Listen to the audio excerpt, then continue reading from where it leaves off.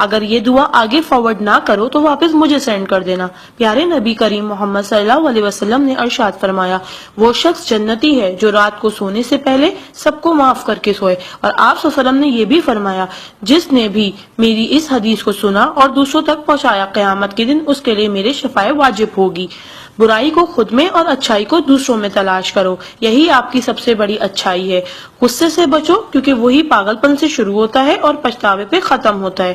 تنہائی میں اپنی سوچ پر اور محفل میں اپنی زبان پر قابو رکھو۔ اللہ کا ذکر اپنے ہاتھ کی انگلیوں میں کیا کرو، کیونکہ جب آپ اپنی قبر کے اندھیرے میں رہو گے تو یہ انگلیاں روشنی کا کام کریں گی۔ یقین اور دعا نظر نہیں آتے مگر ناممکن کو ممکن بنا دیتے ہیں۔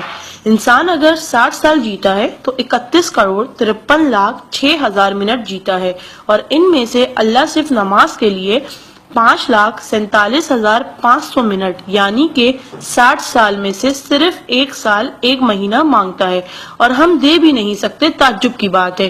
نماز کو مس نہ کرو۔ جب بھی اپنوں کے ساتھ بیٹھو تو الحمدللہ کہو، کیونکہ کچھ لوگ ان لمحات کو ترستے ہیں۔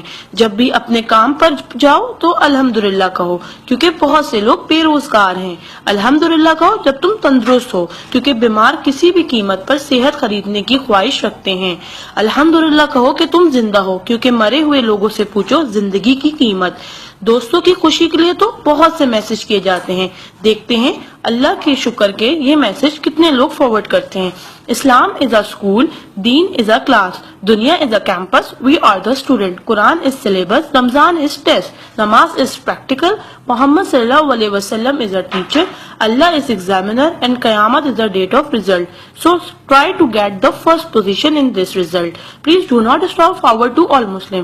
اللہ کی قدرت کو دیکھو، پانی آسمان کی طرف اٹھے تو بھاپ، آسمان سے نیچے گرے تو بارش، جم کے گرے تو اولے، گر کر جمے تو برف، پھول کی پتی پہ گرے تو شبنم، پتی سے نکلے تو ارک، جمع ہو جائے تو جھیل، بہنے لگے تو ندی، آنکھوں سے نکلے تو آنسو، جسم سے نکلے تو پسینہ، حضرت اسماعیل علیہ السلام کے قدموں سے نکلے تو آب زمزم، اور میرے آقا صلی اللہ علیہ وسلم کی انگلیوں سے نکلے تو آب کوثر۔ سبحان اللہ، سبحان اللہ، سبحان اللہ۔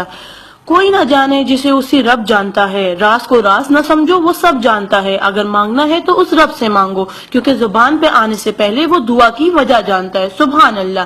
ایک دلچسپ حقیقت، جب نیکی کی جائے تو رائٹ فرشتہ لکھتا ہے، اور جب برائی کی جائے تو لیفٹ فرشتہ لکھتا ہے۔ کیا آپ ایسا اعمال معلوم ہے جس کے کرنے سے دونوں فرشتے حرکت میں آ جاتے؟ وہ اعمال درود شریف کا کثرت سے پڑھنا۔